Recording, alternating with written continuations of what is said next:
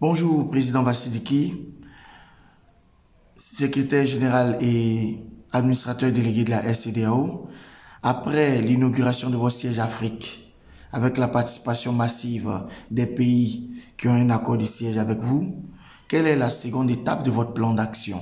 Je voudrais remercier d'abord tous ceux qui ont participé à l'ouverture de notre bureau Afrique et leur dire sincèrement merci, plus particulièrement à la Guinée-Conakry et au Niger.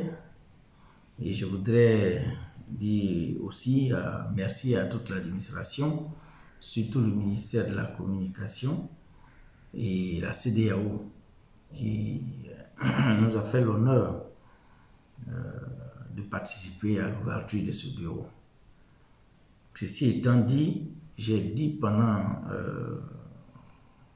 l'ouverture de notre bureau que le RCDAO a désormais 5 piliers sur lesquels il doit s'appuyer pour développer ses activités. Disons pas 5 piliers, mais 12 piliers en réalité. Mais nous avons choisi 5 dans un premier temps sur lesquels nous devons nous appuyer pour pouvoir faire effacer un peu l'image sale que les gens ont dû avoir de notre organisation compte tenu du passé récent. Alors, nous avons décidé de lancer un premier séminaire de renforcement des capacités des ONG en droit de l'homme, en matière de droits de l'homme.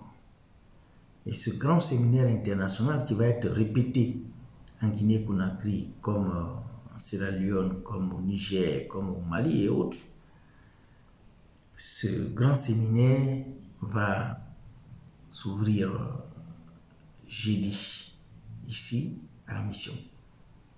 Et nous avons déjà près de 50 ONG qui se sont inscrits pour participer à ce séminaire important qui va s'articuler autour de 3 grands ateliers. Le premier, c'est la société civile, enjeux et perspectives. Et le deuxième, c'est les droits de l'homme. En réalité, qu'est-ce que c'est? Donc, l'expert en droits de l'homme va instruire les ONG sur cette question. En plus, les droits de l'homme et les mutilations génitales.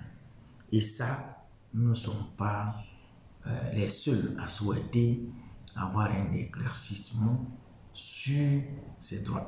Maintenant, le foncier rural, qui est devenu un enjeu terrible aujourd'hui, nous allons avoir des professeurs, des experts dans ce domaine qui sont reconnus. Tout le monde sait ce que c'est que M. Dagou, qui est un expert du foncier. Donc, ce n'est pas un petit atelier que nous allons ouvrir le jeudi. C'est un grand atelier international, national et international.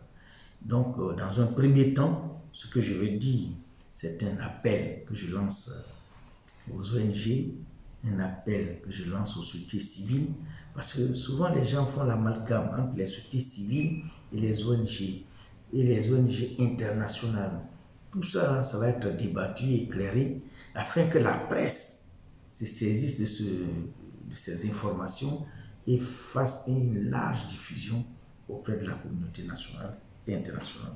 Président, semblerait-il que M. Dawa serait sorti de la MACA le 5 juillet, vous informer, et quel est votre sentiment? Effectivement, j'ai eu l'information suite à ma plainte contre ce monsieur qui est un véritable individu dangereux, et pour lui-même et pour tous ceux qui l'entourent. Je portais une plainte contre lui pour plusieurs violations de droits, pour plusieurs violations des décisions de justice, tant en Côte d'Ivoire qu'en Belgique. De quoi s'agit-il en réalité? M. Dawa Dédi Vincent, qui a commencé le SCDAO sur le faux, continue toujours à fonctionner dans le faux. Or, malheureusement pour tous ceux qui mettent leur argent là-dedans, en faisant confiance à M. Dawa, ce monsieur n'a jamais sorti de l'argent pour mettre dans cette organisation. Au contraire, il utilise cette organisation pour escroquer toute la communauté, tous ceux qui lui font confiance. Ce monsieur est né que pour faire que du faux. En Côte d'Ivoire, la justice ivoirienne l'a libéré. Je respecte les décisions de justice. Je ne sais pas les raisons. En tout cas, moi, je n'ai pas retiré ma plainte contre lui. Et je suis convaincu que ce monsieur retournera en prison très bientôt. Et je le sais. Parce que depuis le 17 juin 2017, il est toujours prisonnier.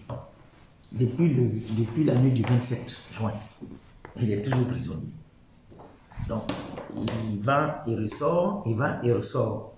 Mais cette fois-ci, je pense que ça sera la totale parce que ce monsieur a trop fait du mal à des personnes innocentes qui ont cru et qui ont un cœur en or pour aider la communauté, pour aider les parents qui sont en détresse. Mais il abuse de tout le monde et il a une équipe. Je n'ai pas envie de parler de ce monsieur parce qu'il est d'une monstruosité grave. C'est-à-dire qu'il est très mauvais, ce monsieur. Il est très mauvais. Je ne sais pas si... En tout cas, en ce qui me concerne, je vais le combattre toujours pour qu'il aille en prison. Et il ira en prison. S'il est sorti, il repartira en prison. Ça, je peux vous le confirmer.